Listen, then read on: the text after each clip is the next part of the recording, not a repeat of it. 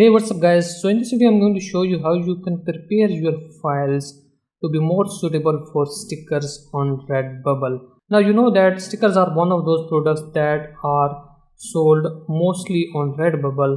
So that is why I wanted to show you this process. So for that purpose I have created this design that uses a lot of white color, especially in the beard of this gnome. We have made it white, and it wouldn't look good in any other color in my opinion. And the second design is this kind of a Halloween theme design, a vintage style design that is also meant for maybe black shirts, and the same is the case with this one. Now the idea here is to make these designs to be more, you can say, easily readable or maybe easily visible on stickers, because currently if you can see that this is on the black shirt.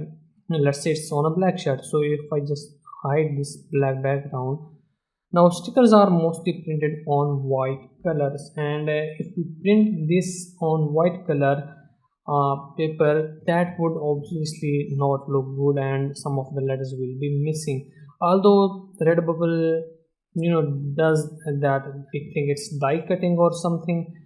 They do cut around the letters, but still the white letters will become a little bit more thicker. So in order to avoid that, I would usually do is to slightly modify these designs, or maybe just make them slightly, let's say, just create a border around the edges of everything, a dark border, so that the letters shape remains the same, they don't become thick, especially the white letters. So currently the design is here in the vector format in Affinity Designer, and you can see in the layers panel I have a lot, every element may be slightly on a different layer except this character. So one thing that I can do here is just select all of these, select all of the elements that I have, press G to group them, actually press Ctrl G to group them, and then create a black outline around it. So for that I can go into this layer effects, and I can simply go to the outline. Actually, let me just bring back the white background so that you can see. Now I'm going to go to the layer effects.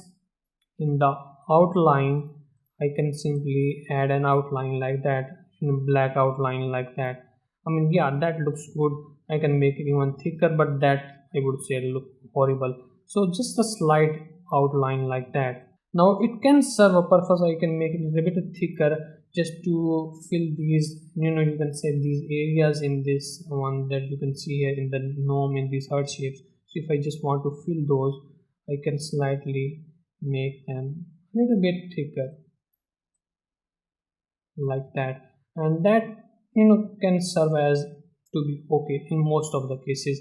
So this is how I would just upload as a separate PNG image, and just for the stickers or maybe for tote bags or some of those products on which we cannot change the background, and I think water bottles are one of those products.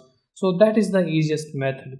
Okay, now this method works fine on these kind of designs, but this method does not always work. For example, here in this fall theme design, now these letters do look good on white, but I'm really not liking the way this pumpkin looks. So there is hollow white, it does not look right. So if I just bring back the black background, this pumpkin does stand out and it looks pretty good, but on white it's not depicting the same emotion or the same effect. So I can simply upload this design and print it on stickers, and I can just group all of these and then try to apply the outline here, let's say the black outline, and I can just make it like that. Now the letters are looking good, but still I'm not getting that same effect. So if I just keep on increasing and increasing and increasing, it makes the black too thick, which can be suitable for some cases. Maybe in this case it's a personal preference, but I would like to keep the outline a little bit thinner, not that thick for the stickers. So maybe something like that would be fine, but I still want to keep the black area in the eye of the pumpkin and the shape. And the one thing that you can do in this case is just create a black shape behind the pumpkin. That would work fine too. Yeah, that can work, but not in all of the cases. Let me show you another way you can do it. So another way that I usually do is that just export these designs in the form of PNG image. So let me just export it in the form of a PNG image. Let me bring back the transparent background and export it as a PNG image.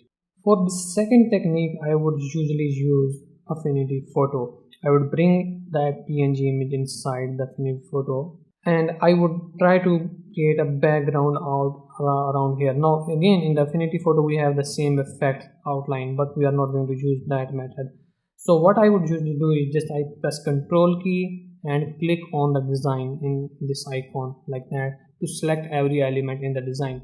Then I will go to the select and I'm going to use this option, that is grow and shrink. Click on it and it gives us this window, and in this we are going to increase the radius of our selection. We are going to increase or expand our selection, but make sure that you use this option circular, otherwise you will get weird edges. So that option is selected and I'm going to increase it as much as I can or as much as I want. So currently 33 looks fine, maybe slightly less. Let's just maybe make it 20 and see how that looks. 20 does look fine, maybe slightly less, let's say 15, and that looks fine too. Let's just apply it. And one thing we can do here at this point is that you see we have this selected areas, or areas in the eye and something that we want to be selected. It's currently showing as to be non-selected. So for that we are going to use this freehand selection tool like that, and in the top we have these options in the mode new, add, subtract or intersect.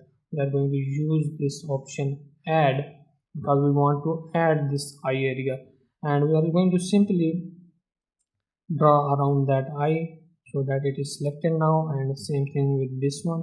So every area where you want the black color to appear, you can just simply select that. For the simplicity, I'm just going to keep it only in this pumpkin area, and then I'm going to go to the layer and choose this option new fill layer, and in the color towards the top I'm going to choose black color, and then I'm going to bring that fill layer behind the background and press Ctrl D to deselect everything. And now this design is pretty suitable to be uploaded as stickers on Redbubble, because we now have those black areas in this eyes of the, you can see, this pumpkin. The same thing is with everything letter. You can simply select these inner areas of the A, P and everything that you want to make it black. So in this other design again we are going to use the same effect. We are going to press Ctrl, click and select that that whole design, and go to the select, choose grow and shrink, and use this option circular and try to expand it. Let's say whatever feel good. 23 is too much, so it will depend upon your image size or the design size as well. Sometimes 20 or 20 is these work. Sometimes you have to for larger images or for resolution images you have to choose a higher number. That totally depends upon you. Let's choose 15 maybe, and 15 is a bit more thicker. Let's choose 12. Yeah, 12 looks fine. Let's just make it simply 10. Yeah, 10 is looking great. Now I can go with this one and simply create a black area around it, but I just simply want to get rid of these inner areas as well. I do not want these inner areas to be white or transparent. So for that again I'm going to use this freehand tool, and I'm going to use that option add at the top and select any areas that I want. Like that, this area I want it to be included in my final sticker element. So add something like that, and it totally upon your preference. You can, if you do not like certain style, you can simply go back and do this process again. So all of the letters and everything is again selected. So then I'm going to go to the layer, new fill layer, and simply change it to black or any color suitable that you feel for your design. Let's press Ctrl D. Now again, yeah, this looks fine on this areas, but I think it looks horrible on this area on the letter. So again I would just not select those areas as I've selected.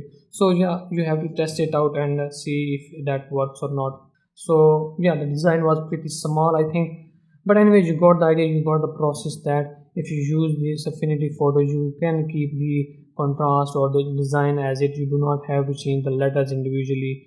For example, make these white letters black and try to upload the like that, as I've shown in my one of previous videos. So this is the process that I usually use to create especially the file suitable for stickers on Redbubble.